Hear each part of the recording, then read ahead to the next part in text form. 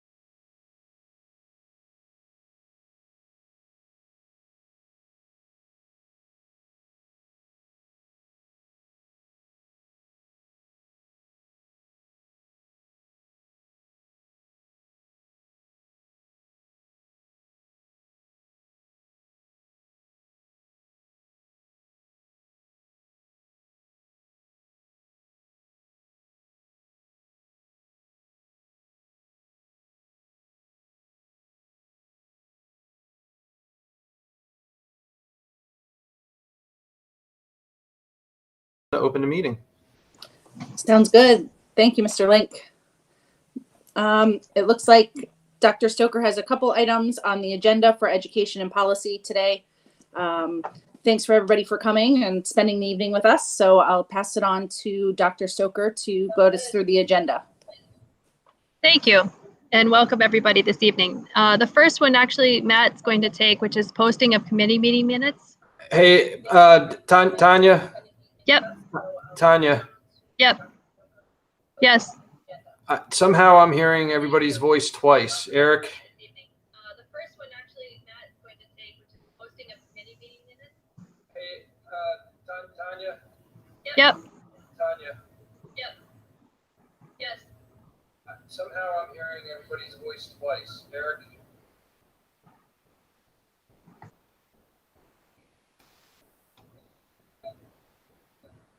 Yep.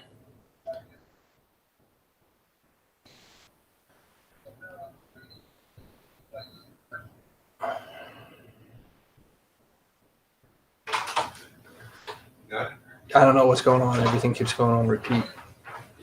So just bear with us a second here, everyone. You have it open twice. You have the YouTube open. Yeah. Oh, that's why. Yeah. Okay. Sorry about Yeah, you that. can just mute the video if you want to have it. Okay. I apologize for that. I had a technical glitch here. Everything was coming back twice on me, which is very disorienting. Again, my apologies. So the first agenda item is posting of committee meeting minutes. Currently, when we have a meeting like this, only the monthly board meeting minutes where we actually take formal action are posted. I'd like to present to the members of this committee here this evening that, would you like to consider having all committee meetings, even these smaller committee meetings, minutes posted on the website like we do the monthly minutes? And then I would also, Wednesday night, I would ask those committee members as well the same questions. So I'm looking for feedback from the board members on this committee if they would like me to move forward and have Mrs. Sherman post these committee meetings once they're kind of processed and reviewed to get up onto the website. Matt, this is Gary. Really, I think that's probably a very good idea. I know at the vocational school, LCTI, we have to report out at our meetings on the committee meetings also, so it goes into public records. So I don't see any reason, unless it's a big problem, Eric, to post those for people if they want to see them, just like if anybody wants to see our board meetings. That's my opinion. I don't see that being, I don't see posting them being a problem. I think we can do that on a technical end, no problem. Any of the other board members this evening would like to weigh in on that? No, this Yeah, is Michelle Martineau. As you know, from a community relations standpoint, I think that is absolutely warranted and might help. You know, we'll be able to direct people to certain policy changes and such on the website. I think that would be a good idea. Okay. Thank you, Mrs. Martineau. Hi, Matt. This is Gail Husak calling. That's how it is today, right? Was there, I don't have a problem posting anything. I know most of the stuff that will be in our agenda would usually follow up on our main menu and our main agenda for the month. Was there a request to have this, or was this just a continuous improvement type opportunity? What precipitated asking to have these posted? So it was an administrative discussion where we kind of said, why are we only doing the monthly meeting minutes? Like some of you have brought up, I know some other public LEAs, post committee and monthly meeting minutes. I'm not sure as to why they have, historically not been posted. But the school board has the authority to say, let's start doing it now. So I wanted to bring the conversation up here this evening. Yeah, I don't see a problem with that. I was just curious, I guess, why we don't do it and why it came up. So thanks. Yeah, this is Gary again. I agree with Michelle that it is a good public relations item. Also, I think maybe it will help for some of those people who question why our board meetings aren't as much discussion on items. And it is because they are thoroughly discussed here at the various committees. So that might help also with a little bit more of the public relations too. Good point, Mr. Fedorcha. Mr. Disler, would you like to comment on that? Yes, I agree with both. With my comments were already covered by both Michelle and Gary. So I'm just letting you know I'm in agreement with that as well. The more communication, the better. Okay, thank you, sir. Let's see. I think Mr. Kern just joined us. Hi, Mr. Kern. How are you this evening?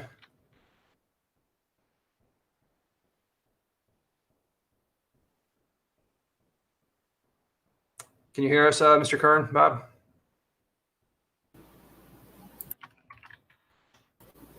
Okay. Sorry about that. My mic was not cooperating. That's okay. I was right there with you about 2 minutes ago. My technology was also not cooperating. So welcome to the meeting. Mr. Kern, would you, do you have any opinions you'd like to share as one of the kind of ad hoc board members to this committee about posting also committee meeting minutes on the school board website page? Well, I apologize. I just jumped in the middle of it, but if it means that we're going to be posting them, I'm all for that. Okay, thank you, sir. All right, I think we've reached consensus on, the members of this evening's committees. I would like to pose the same question to our Wednesday evening committees as well, just to kind of give them an opportunity to weigh in. And then we'll go from there. So thank you, everyone, for school board members for sharing out your thoughts on that. That being said, I'm going to hand it back to Dr. Stoker to talk about the Act 158 pathways. Thank you, Mr. Link. I'm going to go back and refer to a different document before we jump into the one that's attached to the agenda this evening. Can everybody see these 5 different pathways that students have towards graduation? Is that projecting? No, we currently just see the agenda, Dr. Stoker. All right, let me try to reshare that.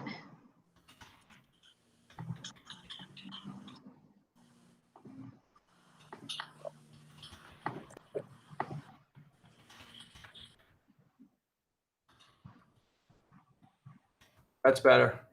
Okay, so if we just want to go back and remember that these are the 5 new pathways that students have towards graduation. So this is for the class of 2020 and beyond. So this would be what were our current sophomores when this was passed. moving into this school year, this would be our current juniors. Now, we know that the pandemic caused some issues with students taking Keystone exams. So typically when students are in a Keystone exam trigger course for Algebra 1, biology, or literature, they take that Keystone at the end of that course. Sometimes it takes multiple algebra classes to get there, but whatever that trigger course is at the end, that's the course that the students take in preparation for that exam. Because of the shutdown, we did not administer spring Keystone exams this past year, but we did for the winter exams. So some of the students received scores for their Keystone exams, some did not because they didn't take them. So we are trying to make up those Keystone exams moving forward in this fall, depending on what that may look like coming back to school. But that, as of right now, PDE is not waiving that requirement for the 2021 school year. So that we do have some catching up to do with students, and we are trying to do what we would consider remediation, but honestly, it's more of a review. So review of content of what they may have taken in last fall or last spring, or biology, algebra, and literature, so that they're ready for one of these pathways to graduation. So these are the 5. We have the Keystone Proficiency Pathway, which is essentially students scoring proficient on each of those exams. We have the Composite Pathway, which is taking all 3 exams and receiving a certain composite score to be eligible for graduation, which if they don't take one Keystone, that becomes, a pathway that they can't use. Then we have the alternate assessment pathway, the evidence-based pathway, and then the career and tech ed pathway. So I'm going to jump back into the agenda.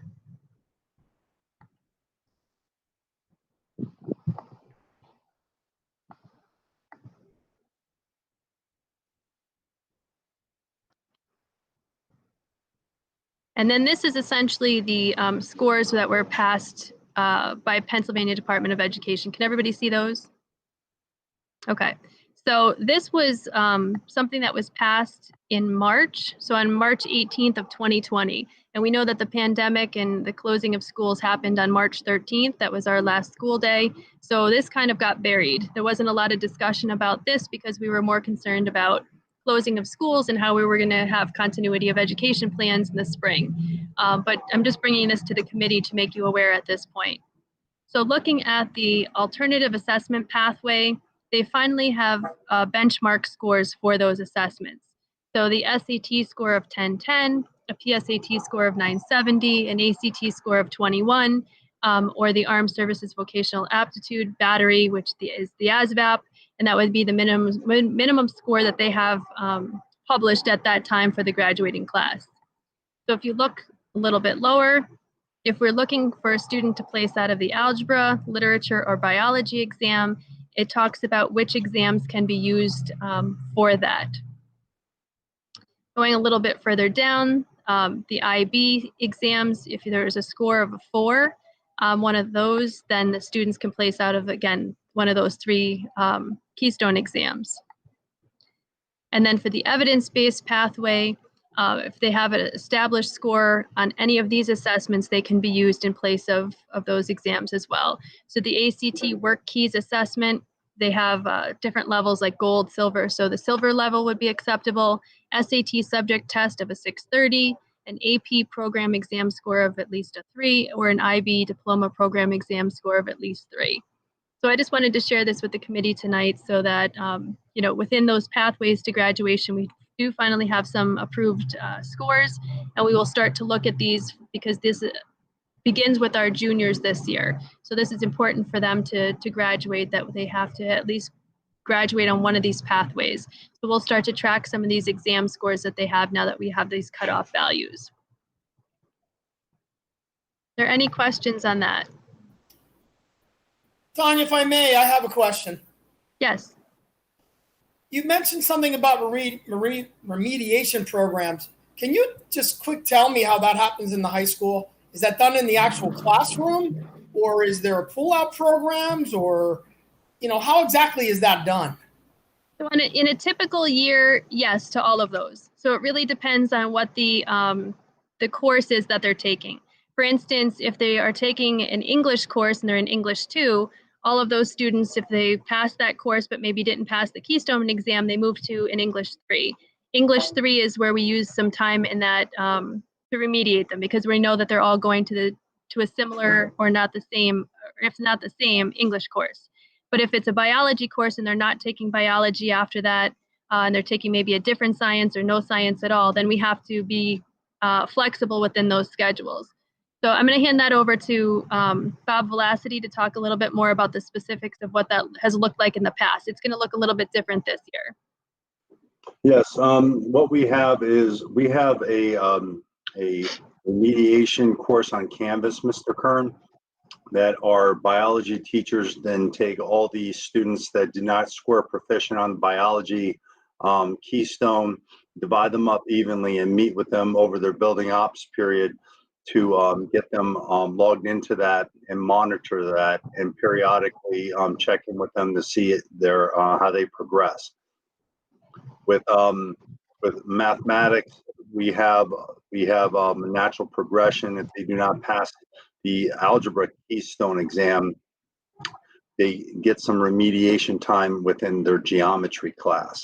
In addition, for this year, we're also we purchased USA Test Prep, and we will be able to utilize that also with Study Island. Quick follow-up. So the remediation programs, is it a one-size-fits-all, or are the teachers actually looking at student data on how they performed on the keystone and see what they were proficient in and not proficient in, and kind of work on those concepts that they were weak in? Or is it just kind of a general overall remediation on all concepts? Well, moving into this school year, it's going to be a little bit more general because students haven't taken the exam and it's not a true remediation. So it's going to be more of, practice, just reminding students and review. Typically what happens is if they've taken the Keystone exam, teachers pull those assessment scores and they can look at each of those areas, and that was the eligible content, and they can drill down to those details. And then they can go within like a Study Island, a USA Test Prep, or just their own materials and target those specific areas that they were struggling in. Okay, thank you. Yep. Any other questions on the pathways? And I would just add that, our high school administration and our school counselors are doing a really nice job of tracking this, because this becomes a little bit of a tracking nightmare to track all of the tests that students have taken, whether they passed, whether they didn't, do they need to make it up, what were their scores, which pathway do they qualify for at this point. So, it's a work in progress, obviously, as we start to now have juniors that are going to have to use this for graduation and eventually the year after seniors. So, good job at the high school and getting this all ready and running so that we're good to go when this becomes a graduation requirement for our students.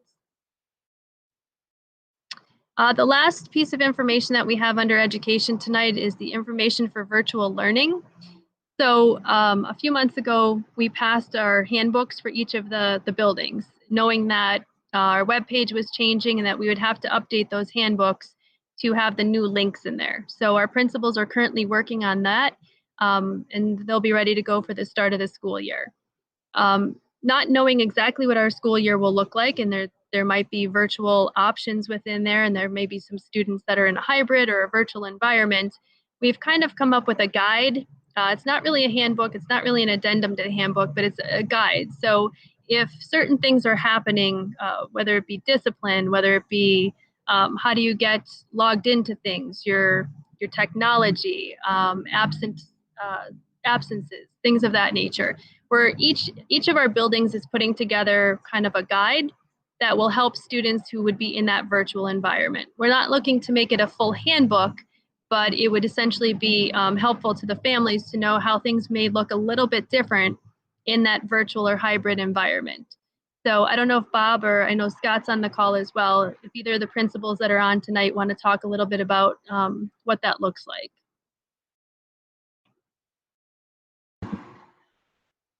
Sure. So I hesitate to share it because it is still very much a work in progress, and I look forward to working closely with teachers on fine tuning it. But I mean, it's pretty much exactly what Dr. Stoker said. Areas where our existing handbook just doesn't have answers for some of the unique situations that we're going to face in terms of what attendance might look like for kids working synchronously, asynchronously, and what our expectations are when they're in the building in terms of maintaining safety. It really just it's a work in progress to outline all those things. That way, we have a nice polished example to send out to parents of what it is we're looking for.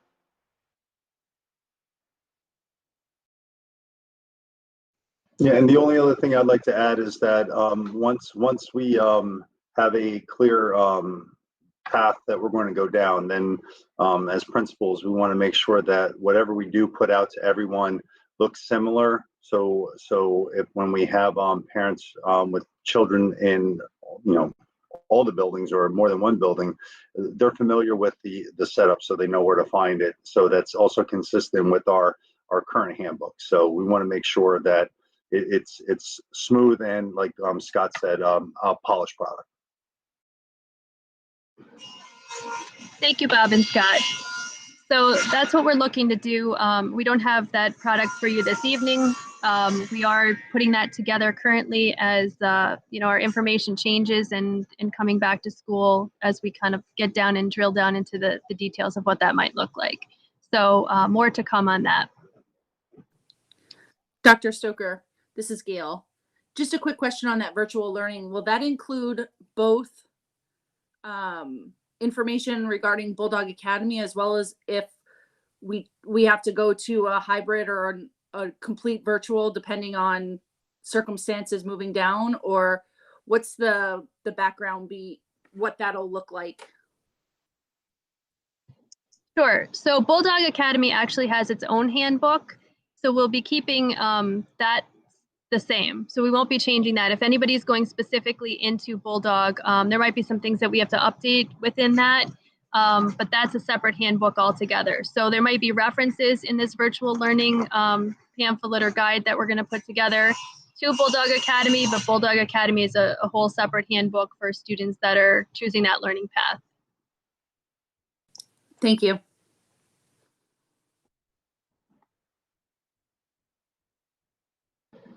Okay, any other questions on the education side of things this evening?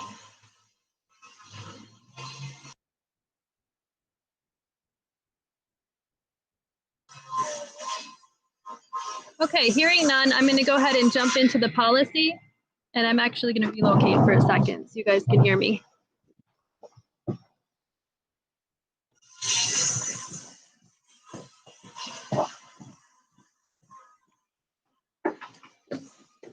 I apologize, my neighbor is sawing stuff out there.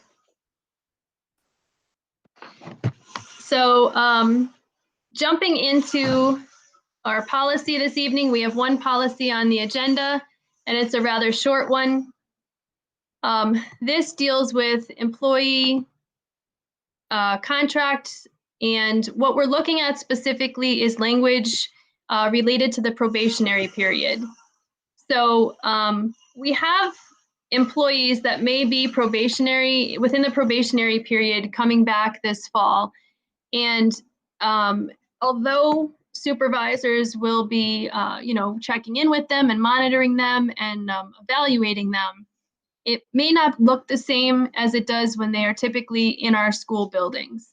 So in order to be fair to those employees and to make sure that they're hitting all of the job skills that we're looking for them to hit, we are talking about the 60-day probationary period being in-person working days.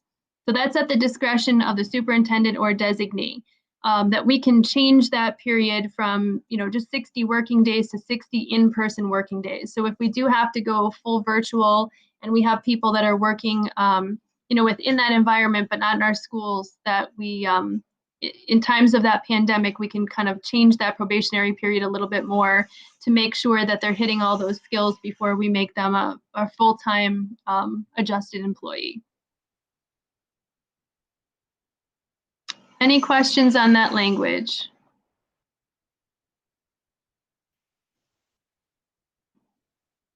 So Dr. Stoker, for that, are we for that probationary period then, because it says in person now? I mean, what happens like when we were out for 3 months? So that person would stay on a as work basis or non-full-time yet, or? They would still be working in the same capacity, but it would be a probationary period. So we can extend the length of that probationary period. If we find that things are going on for, let's say we were virtual for a year, let's hope that's never the case, but if that were the case, then that's at the discretion of the superintendent or the designee, which could be, a business, one of the co-directors of the business office. But we would have that conversation with the employee about what that looks like. We just want to make sure that we, with this 60 days, are truly seeing, whether or not they're meeting the skills of the job, because they may look very different in a virtual or hybrid environment than they do in, within our brick and mortar school buildings. So that could be extended. It doesn't have to be extended, but if we feel we can't get a good feel for the employee with regard to, are they meeting the requirements of the job, then we can extend that. This is Gary. I do like that idea. I think it's a very good one because just like you did say, there are times when they may look good in the virtual part, but we really don't get to see them, actually working with counterparts directly or with kids directly, and how they communicate with them on a one-to-one kind of thing in a classroom or anywhere in the school. So I think that's a very good thing to put into the policy. So I support it 100%. Thank you, Mr. Fedorcha. Any other comments on the policy this evening? So I have a question. The person is this person who's a probationary person is working and they're putting in time. It's just not in school. But you're going to extend their time of probation? Correct.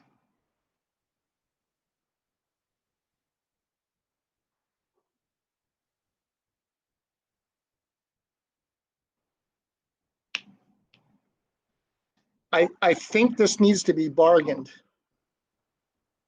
I'm talking with my Uniserv rep right now. She's agreeing with me.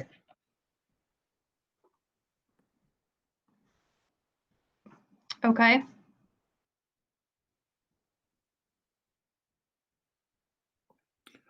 What does the contract read now as far as probationary?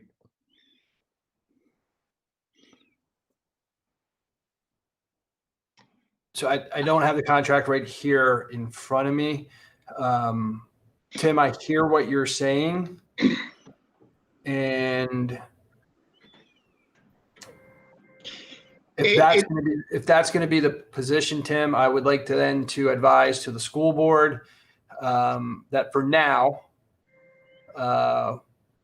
you let me follow up with the association so they can put kind of their response back to me and I can address it.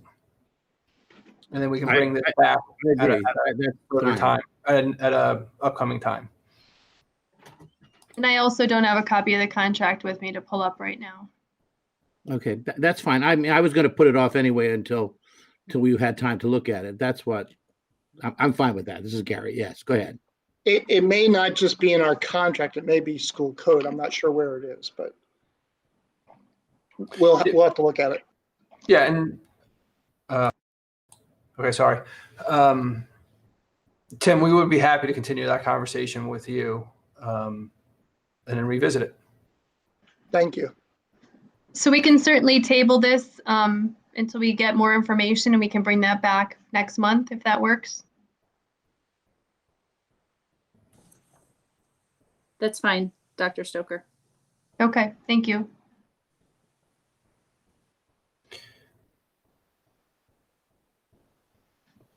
Okay. So that's the last that we had on ed policy. I don't know if there were any other conversations for this evening with regard to ed policy.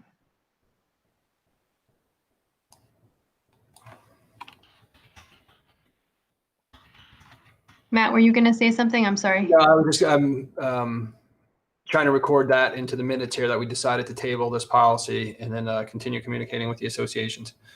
Okay. not hearing anything else for education and policy. Mrs. Husak, are we okay to close the agenda and adjourn this meeting and move into the other? Yes, that'll be fine. Okay. While we're, excuse me, while we're doing that, can I ask a question of two board members? I'm trying to put together our schedule for our executive session, and Michelle and Bob, both of you put down you prefer. I'm trying to get a date that everybody is available, and right now I have one person who is not available on Tuesday. So is the prefer, or do you have a problem with Wednesday? I'll speak, Gary. I'm going to be in Ocean City, Maryland. My only concern was, making sure that I was there for the meeting at that certain time. So, I don't know what the schedule is going to be. I'm taking my grandchildren down. So, 6:45, I could be anywhere, so okay. I'll do my best. No, I guess what I'm asking you is, are you saying then Wednesday's out? That's all I need to know. No, I can work if that's what everybody else wants to do. Okay. But I do prefer tomorrow, but that's okay.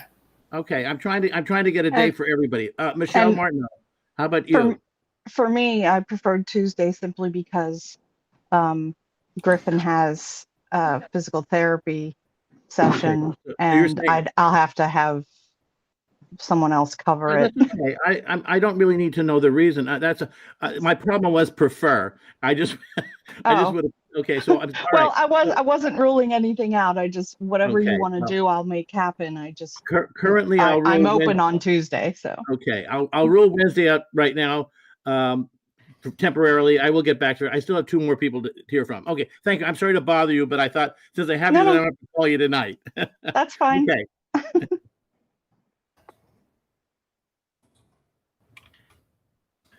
Anything else from any of the school board members?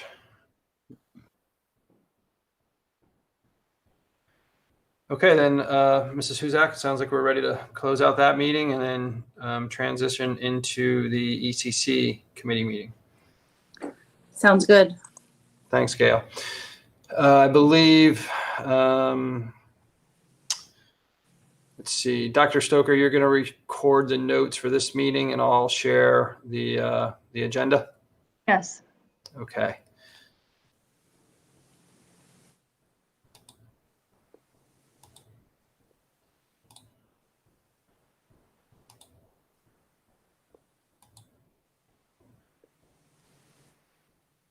Okay, is everybody able to see that agenda there? Yes. Okay. So this evening, we have some business concerning new club applications, and then a review of clubs per policy 122. To begin, we have Mr. Stephen Shuey with us this evening. I believe he's still with us. You still there, Stephen? Yes, I'm still here. All right, thank you, sir. And Stephen is putting in an application for a high school art club. And Stephen, I have the initial club or activity application up on the screen, but if you could kind of just share with us in your own words, your thinking and your vision for this club. Sure. Thank you very much for having me at your meeting. This came out of an interest from the students at the high school. We're thinking about putting together a club for students that have art interests, but may not specifically be in the art classes. Especially because of our block schedule where we have different students between first and second semester. There are some students that may have art classes in one or the other, but still would like to utilize the studio space in the art room. So that was one of the interests that the students had. And so we were hoping that with the club, we can kind of break that out into a larger interest of the student body to do more things like work with some of the art that's in and around our buildings, do some of the community things that the community has to offer.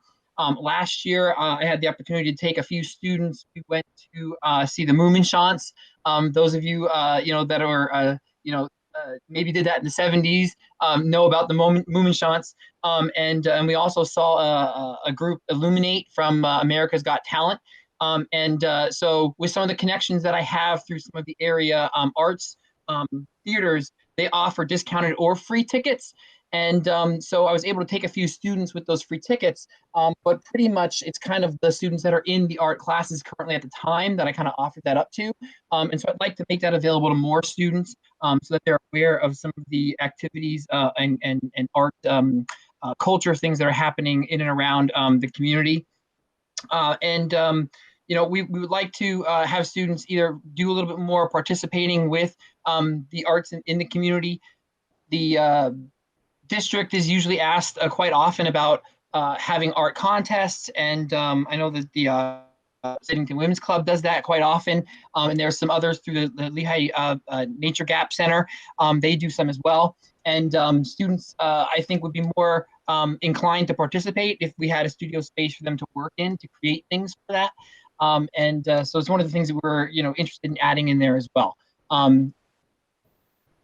The students, not having the ability to see the students face to face at the end of the year, we kind of had a whole lot of plans on what we were going to do with the club. Most of the plans that we had, were, the pre COVID. So, we're going to have to make some changes so we can get this started. But a lot of the things we have on our list, hopefully we'll be able to get to at some point during the school year this year. Stephen, may I ask a question? Sure. Thank you. So I like some of the events and activities and offerings that you have listed here. Knowing that the restrictions placed on us going into the school, that there's already some in place, and they could stay the same or change as we go deeper into the school year. Maybe share a little bit about what how this could potentially happen. Again, worst case scenario is if we have to go fully online again, through a local decision or through an order from the state level. Have you begun thinking about how this could still happen, or if you would need to kind of hit pause on it if that were to occur? Yeah, I mean, we could absolutely, try to make some changes there on, some possible activities that we could do as, for the club. There were some things that I did toward the end of the school year with some students where we were viewing things online together. So there were some things that were put out through, I believe it was Music Theater International did a few Andrew Lloyd Webber musicals the students watched together. And so we might be able to do something like that. We did do an activity at the school when we had one of our reward days where the students watched an art movie together. We watched My Loving Vincent, which is a kind of a biography about Vincent van Gogh. And then we did a painting afterward. So it might be something that we might be able to do where we kind of will, discuss certain things in the arts and whatever we have the ability to get to, or see together, and then maybe discuss those things and then work on some things that we can come and bring together, if we're unable to meet together, in the school setting. Or even maybe potentially, I know some of the museums across the country, actually around the world, are offering kind of virtual tours. Or I see you have in here inviting college representatives in from different art schools. Yes. Maybe even inviting them into kind of like what we're doing right here, right now. I do have a connection through a gentleman that usually comes to our school and meets with our painting classes. And I spoke with him as well about maybe, doing something with the art club, so it's more than just our painting classes. And, I'm sure he would do something with us. And he's a local painter, and I'm sure that, he might even do something where students can paint along with him, or, he can just, present some ideas or show some of his paintings as well. So, there's absolutely possibilities for that, where we could bring in visiting artists, virtually and have them show the students their work, or work along with the students. Thank you, Mr. Shuey. This is Gary. School board members. Steve, I think this is fantastic. I think what you're looking at and trying to do is great, and particularly the fact that if we do go virtually, totally, which I hope we don't, I'm pleased, but if we do, this will give our kids something else to do with their educational. It'll give some educational value to extra free time and so forth. I would hope a lot of kids would go into this. So I support this 100%. Thank you. This is Michelle Martineau. I have to agree with Gary. Mr. Shuey knows I'm a big fan of the arts, and I think it would be a great opportunity in all three potential models of what our school might look like in the fall, for plenty of children that, like he said, don't have time in the block schedule to fit their needs. I think it's a fantastic opportunity. Thank you, Ms. Martineau. I also support that club as well. This is Robin. I think it's a great idea. More involvement for the students. Hi, Mr. Shuey, it's Gail. I Hi. do also agree with the club. I was just curious about, do you have an idea of how many students you're anticipating? Well, when we were in school in March, the beginning of March, we had I had a dozen students on the list, but they were only from my classes, so it wasn't opened up like to the full student body. But it was enough for me to propose it. I'm anticipating somewhere about maybe at least 20 students that will participate on a weekly basis. We might have students that might jump in for a little time, jump out, but we're hoping to have a core group and of about hopefully 20. And these meetings will be after school, is that correct? Or is that? Yes. Okay. Mrs. Heckman, it looked like you had your mic on there for a second. I did. I was just going to say it sounds great. And even if, with current restrictions, you can't do as much as you'd like to this year, at least it's established for years in the future. Okay, so then I think I'm hearing support for the club from the board members on this committee. I think all the school board members spoke. Mr. Kern, did you weigh in? I'm sorry. No, it's not a problem. Yeah, anything that's an opportunity for students to learn is awesome. I think it's the big need, to be honest with you. Okay, thank you, sir. So now it sounds like we have support for Mr. Shuey to move forward with this. This would be the 1 year. Kind of 1 year application status for it, and then we would review again at the end of the first school year. So that being said, it sounds like we have support to take this club to the August 10th committee meeting for approval. Okay, Mr. Shuey, congratulations, and I'm excited to see where this club goes over this year. Thank you, everybody, for your support. Mr. Link, if I may add. Thank you, Mr. Shuey. Mr. Shuey, if there's anybody that can overcome, adapt, improvise, and make something happen with this club, Mr. Shuey can do it. So that's why he has my full confidence and support. Thank you, Mr. Velasty. Okay, we have another club application on this evening, and this is for a Math 24 club at the middle school now, a formal Math 24 club at the middle school. And I believe I saw Mrs. Barriana on earlier. Amanda, are you with us?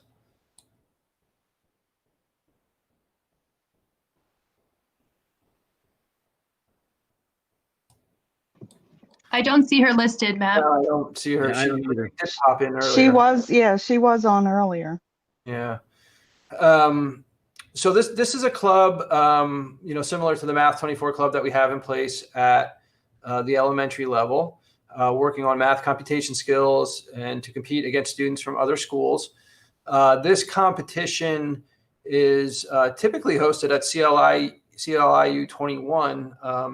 Mrs. Husak, are you one of the judges in this team? No, actually, one of our students in the high school, they were judges last year. For the event. Okay. Usually they use students. Even better then. Yep.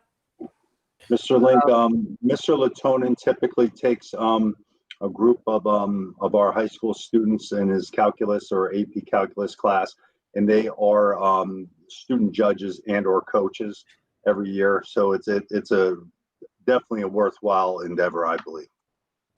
Thank you, Mr. Velasquez. And I'm glad that our high school students are, not only being judges, but in some ways being mentors for our younger students. Mr. Pine, anything that you would like to weigh in on this from the elementary principal lens? It's a great club. It brings a lot of pride to the students who are involved with it. They work really hard at it. I wish I could explain the Math 24 game, but Rummy and Blackjack are the extent of my ability to combine math and cards. But it's a card game that they use to basically get to 24 through various mathematical equations. It's neat. It's beyond me. I've downloaded the app on my phone. I've tried it. The kids who can do it are really impressive. And Mrs. Lafferty is our advisor at the elementary level, correct? Yes. Yeah. Yes. So I had experience. So this Math 24 has been around for a long time. Actually, I even used it when I was a classroom teacher. Not that was that many years ago, but I actually used it, and I can even remember it being introduced into the school district that I attended as a kid. So it's the developer of it. I think Dr. Sun is his name. Has a strong local presence here in the Lehigh Valley. I think it's a good opportunity for our middle school students to extend their math learning. Administratively, I support it. I will open it up to the school board members to weigh in as well. This is Gail, Mr. Link. I agree as well. The Math 24 and some of the other kind of competition type events that we have out there brings twofold for our students. So I'm in support of this, and I believe that we just approved Mrs. Lafferty last year for the elementary Math 24 club. So I am in support for the middle school as well. I believe that's the last level then. Yes.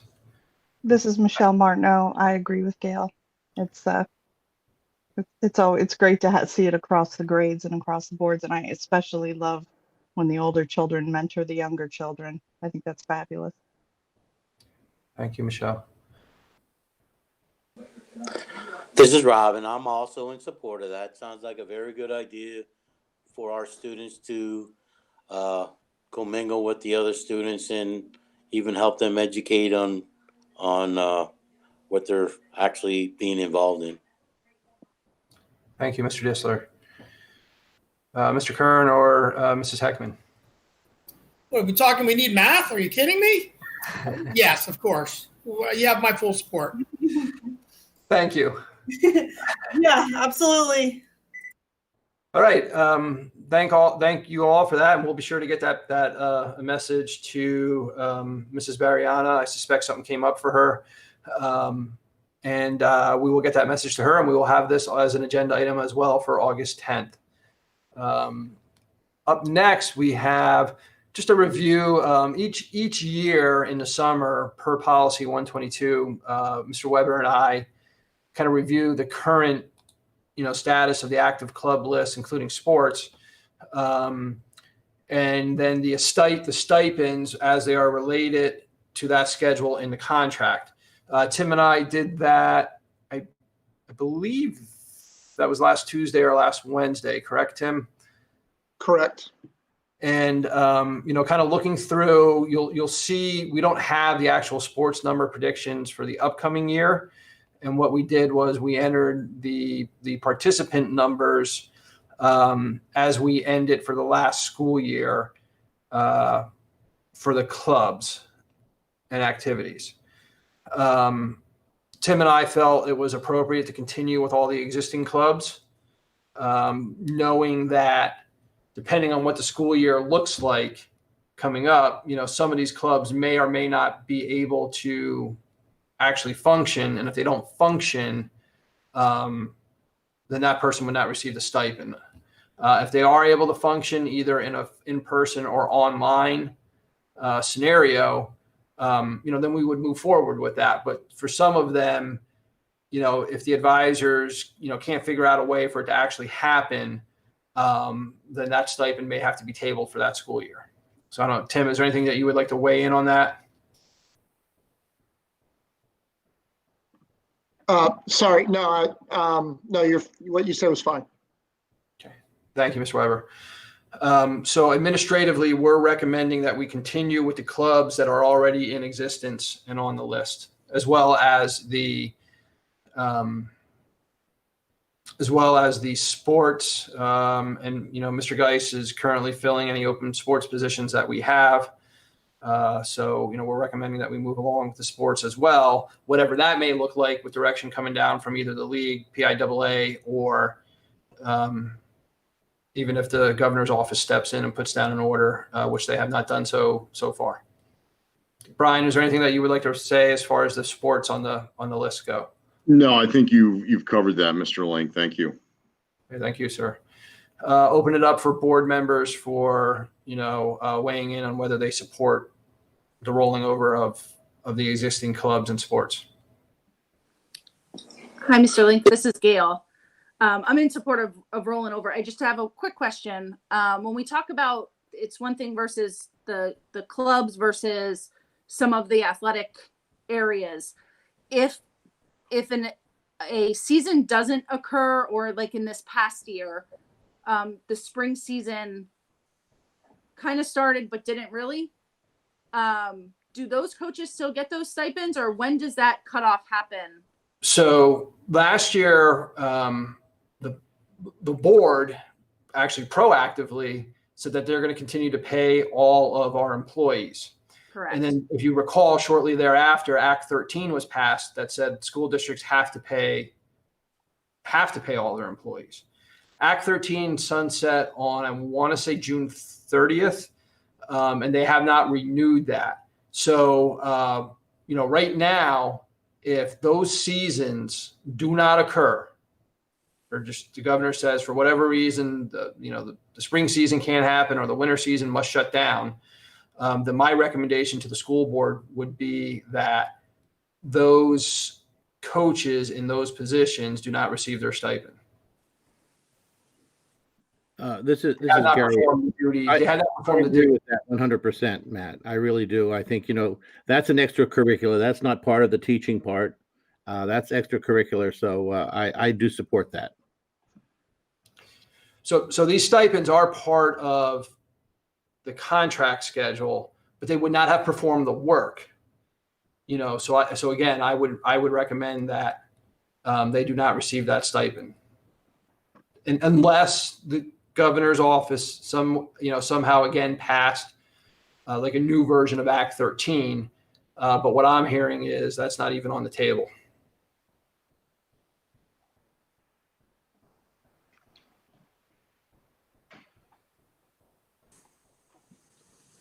I guess I just have a couple of questions on some of the clubs. Search shortcut when you're searching a document for words. I'm sorry, Tim, what?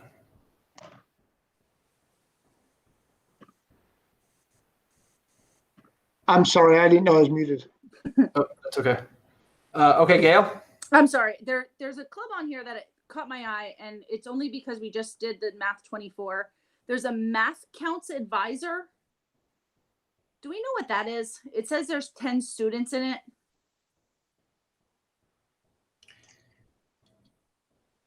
I think that may actually have been the carryover of what was Act 24. Act 24.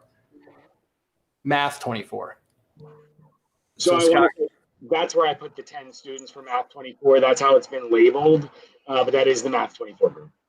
But then there's a Math 24 later on. Like towards the end of the sheet for another $200. I'm just curious why there's two. And then if we're going to add another one, is there any way to combine something like that?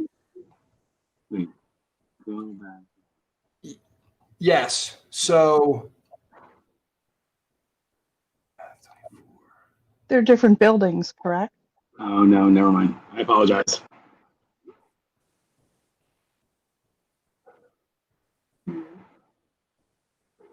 That's not me. Yeah. I just didn't, it was with the elementary stuff, and I'm just not sure what that it would was. be Mrs. Lafferty. The Math Counts Advisor. See, my understanding was that was that Math 24 as well. So I'm going to need to approve both of them for both stipends without really understanding what it is, Mr. Link. Right. Understood. So let me get clarity on that, and then I will get a message out to this committee as to the difference between those two. Matt, it looks like Amanda Bariana just rejoined. Oh, hi, Amanda. How are you?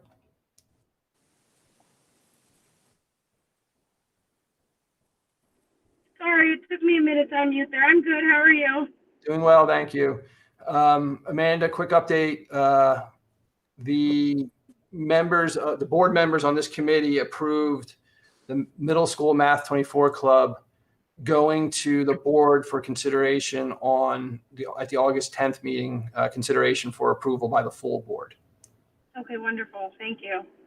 Yeah. Is there anything that you would like to add to kind of your hopes for that new club? I kind of walked them through the application you had presented.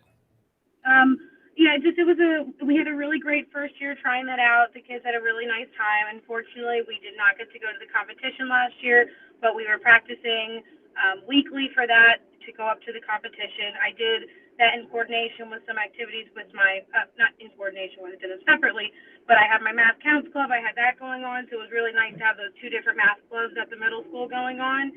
So it was a wonderful year with all that extra math going on. So Amanda, you may have answered a question for us. Okay. Can you explain what you see the difference between Math 24 and Math Counts? So Math 24 is primarily focusing on those basic skills and actually doing the Math 24 competition cards, practicing with those to get ready for the competition. Math Counts is the National Math Club. Through that, I'm a member of the National Math Club, and there's lots of different activities and games focused on all different math topics. They are completely separate clubs. And they're both housed within the sense? middle. They're both housed for the middle school age students. Yes. And you're not doing the same kind of advisorship across the clubs.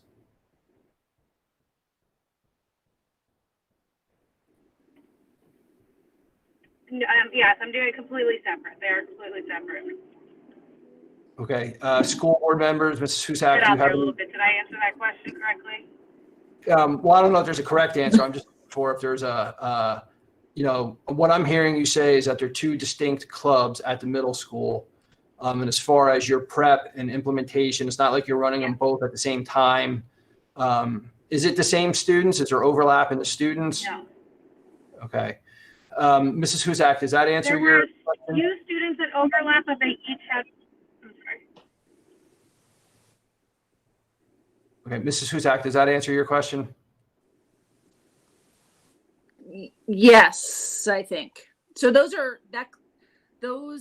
events are held on two separate days and for different times of year, or because Math 24 is really towards the end of the school year. Is Math Counts, when does that occur? Yes, I started, Math Counts was throughout the entire school year. I started that in the beginning and did that one weekly, which I may scale back on this year, but that one was throughout the entire year. And then I prepped through the National Math Club organization, developed the activities we did through the National Math Club throughout the year. Then the Math 24 was leading up to the competition, strictly focusing on the Math 24 game and teaching students how to play that and how that's important, and focusing on the competition rules. So there were a few students that overlapped. Each club had separate students that weren't in the other clubs, and they were held at different times, and they're completely different preparation for me.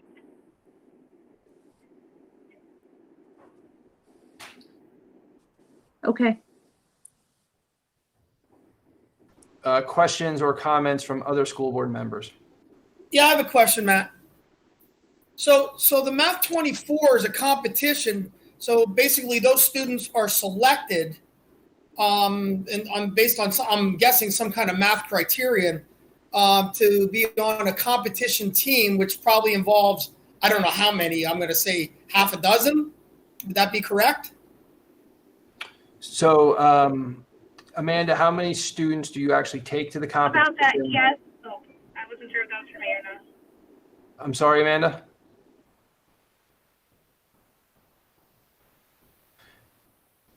Amanda, how many students participate in Math 24, and how many of them actually go to the competition?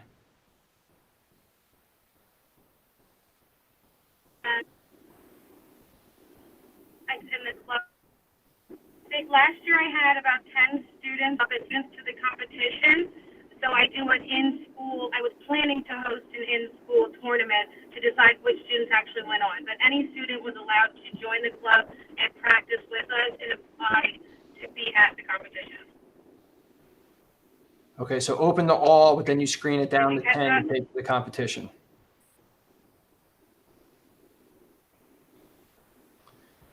Mr. Kern, did that answer your question?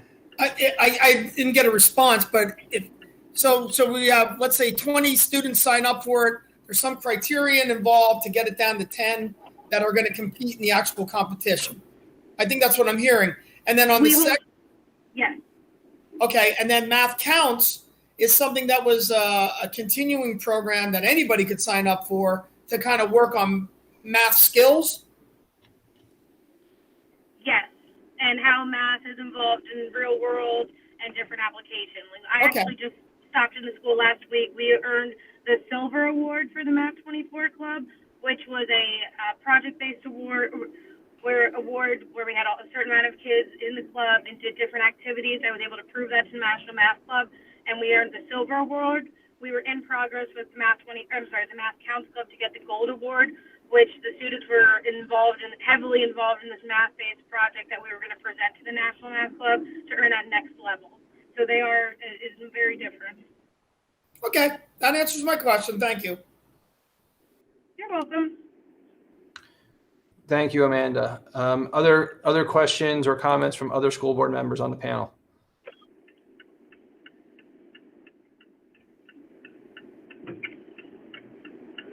Okay, hearing none, then I'm I guess going to go back to my root question of this list here going to the board agenda for Monday evening.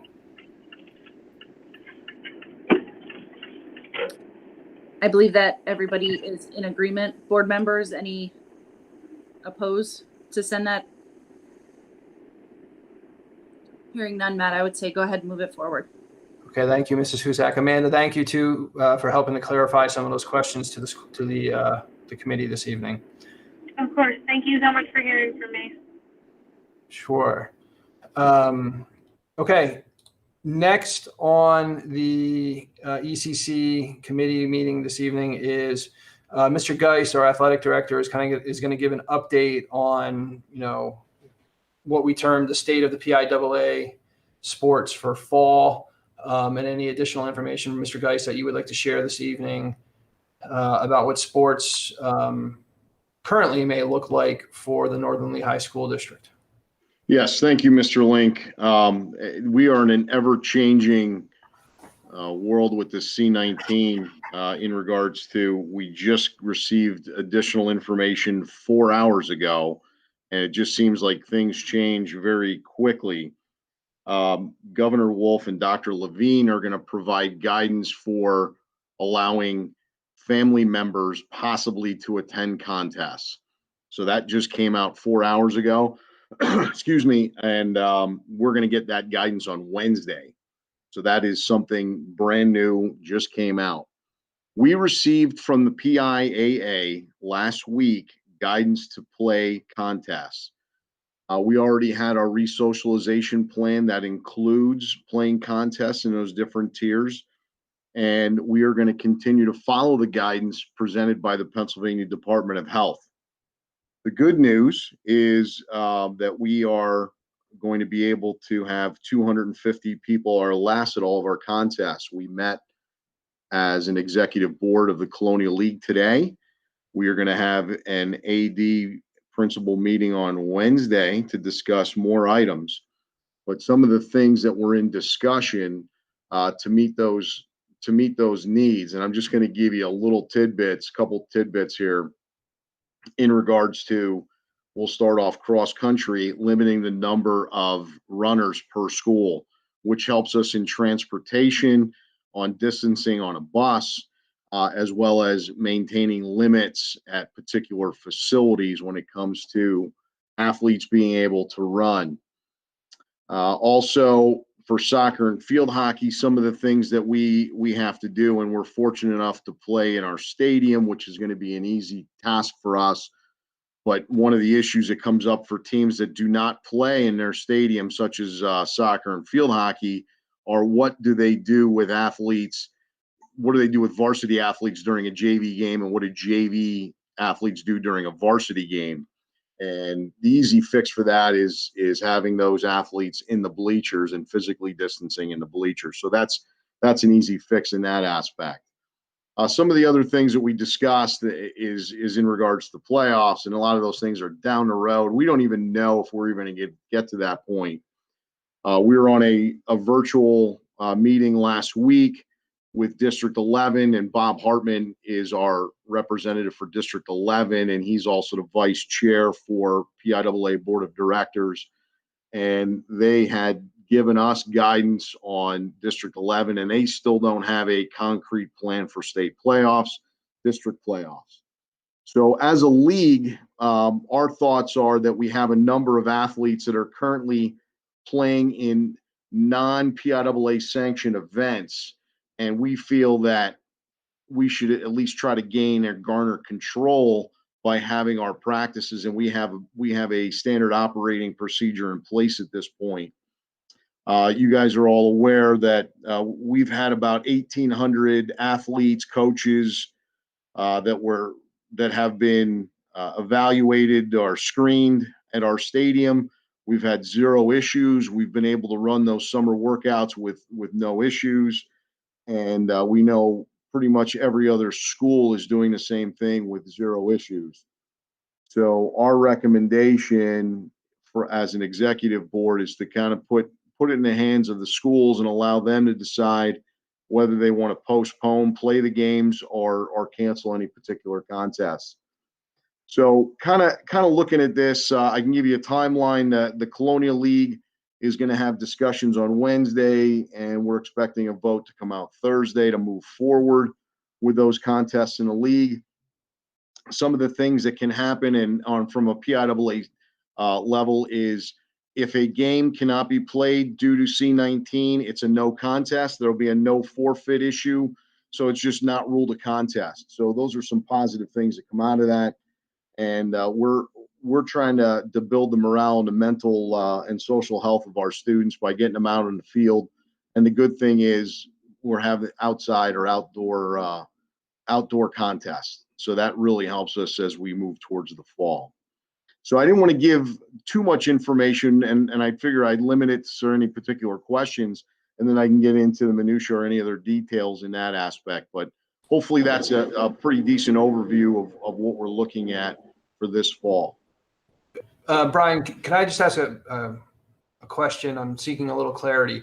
Sure. As of like right now, 6:38 on Monday evening, my understanding is that spectators are not allowed in competitions, just the teams, the coaches, the officials, the sideline workers, but no spectators, no concession stands. I believe media is allowed to be in. Yeah. Last time I read the guidelines. Yep. But I think what I'm hearing you say is that could potentially change come with whatever the Secretary of Health and the governor put out on Wednesday. Did I capsulize what you said correctly? Yes, that is correct. Also, in addition to that, is for football games, the band and cheerleaders are at this time, as you said, 6:38 p.m. At this time, band and cheerleaders are not permitted at football contests.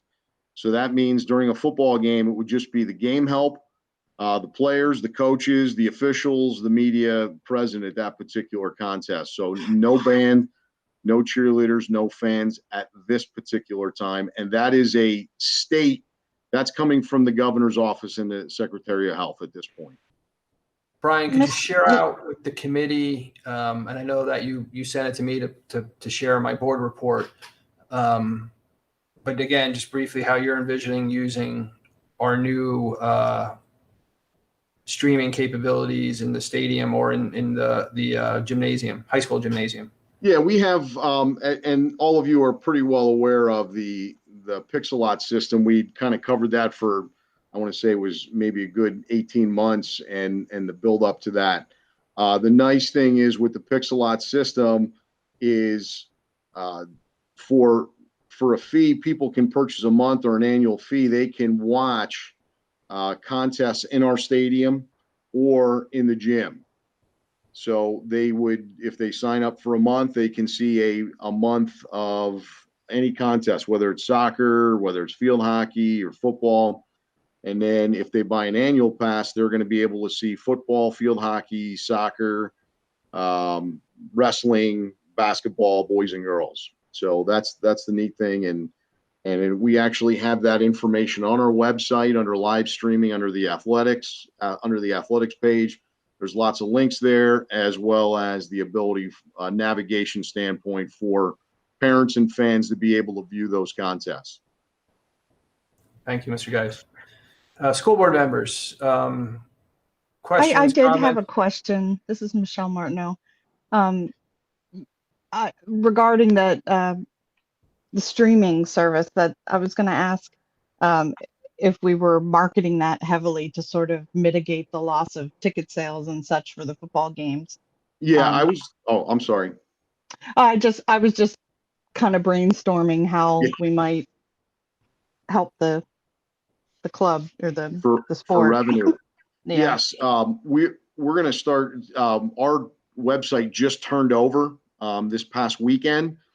So I was going to also promote our lightning safety features these coming weeks, and then multiple times continue to promote the Pixelot, the NFHS network Pixelot system. So I will be pushing that out via our website, or the athletics website, as well as Twitter and some other routes through the coaches to the parents.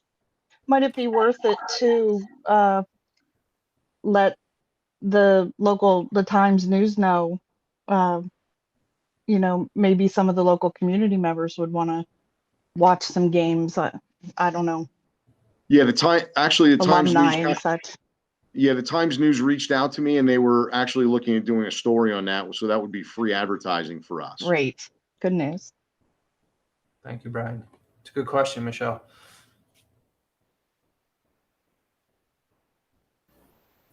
Brian, I have a question for you. Has the league gotten any pressure based on what East Penn did? Our big school league, as I saw in the paper. Has there been any pressure on the Colonial League officers to kind of do the same thing that they're doing? And my question is, if not, was it considered, talked about, and why aren't we following that route? I can say there wasn't any pressure, but from the East Penn Conference, there wasn't any pressure, but the pressure that we were feeling was from the Schuylkill League. The Schuylkill League ran a straw vote, and the reason I say the Schuylkill League is because this is our first year running the football, the crossover. The Schuylkill League did a straw vote, and they were overwhelmingly, yes, let's go on time. So our dance partner in regards to football, that's where our pressure was. And again, they are going to finalize their vote on Thursday, but they ran a straw vote, and again, it was overwhelming. Yeah, let's start on time. We kind of have a straw vote going on in the Colonial League, and right now it looks like we're pushing for on time. Now, that doesn't mean every school is going to say, yeah, absolutely.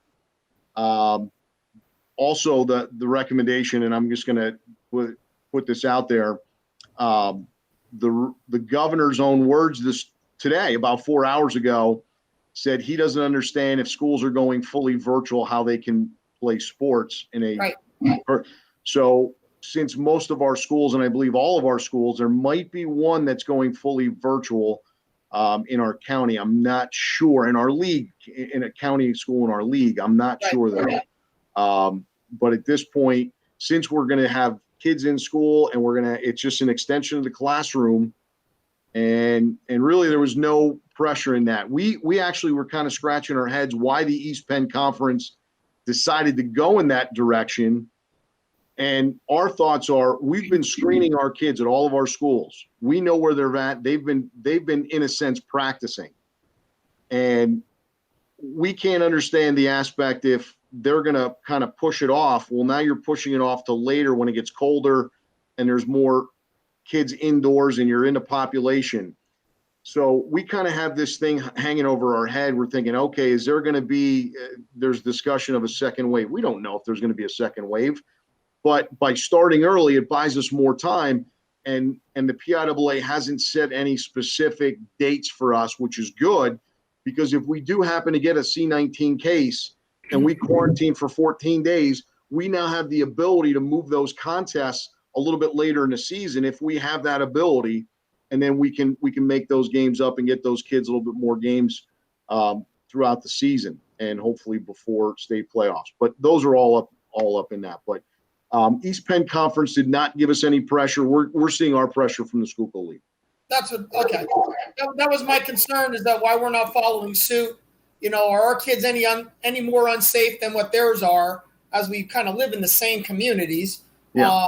That was my concern, that the school district doesn't get pushed back because of that as well. And we won't know until, you know, one of our students, and God forbid, you know, contracts the virus and now we got an issue. I guess we'll deal with that when it comes. Yeah.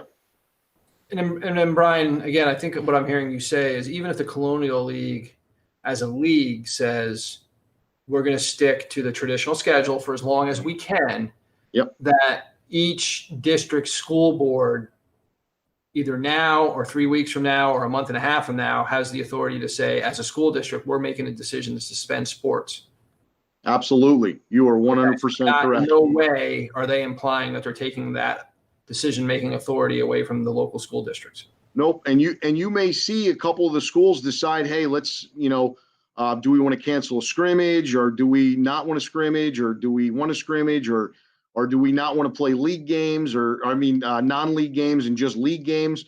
So our thought process is allow each school and each school board to make that decision on their own, opposed to not allowing it completely as a league. So again, that's going to be finalized probably on Thursday. Thank you, Mr. Geis.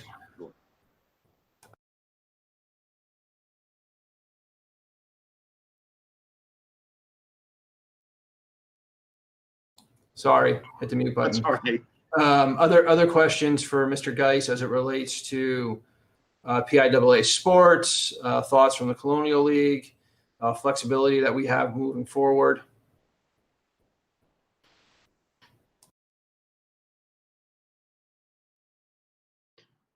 Not hearing any other questions, Mr. Link. I would again like to thank Dr. Stoker and everybody getting that grant together. With all the nasty weather that we've had to clear the field a couple times with our new lightning detection system, has provided a lot of safe environment for our athletes, and moving forward, again, like to thank everybody who put that together and providing some safety. And those of you who get a chance, take a look on our new website. There's a thing called a widget, which gives us a timer, and that our athletic trainers will be able to know exactly how far a lightning strike is and exactly how long it's going to be till we can return to the play. So thank you again. Thank you, Mr. Geis. That wraps up the written agenda for this evening. On the ECC agenda, I'll open it up to either Mrs. Husak or any of the school board members if they would like to bring anything else up, or Mrs. Husak, if you would like to move to close the meeting. Sounds good. Thank you, Mr. Link. Anybody, board members, have anything, any input? I would say at this time, Mr. Link, no other additional updates. So I'd say go ahead and close the meeting. Okay, and just real quick, I did get a message just now from Mr. Hill. There's no online questions. So it sounds like we're good to close the meeting. Sounds good. All right. Thank you, everyone. And as I'm looking out my office window, it looks like the rain has started. So stay dry. I think it's going to be wet for the next 24 hours or so. Take care, everyone. Have a good evening. You got Stay it. well. You too. Stay safe, everyone. Good night. Good night, Thank you, everyone. Good night. Good night.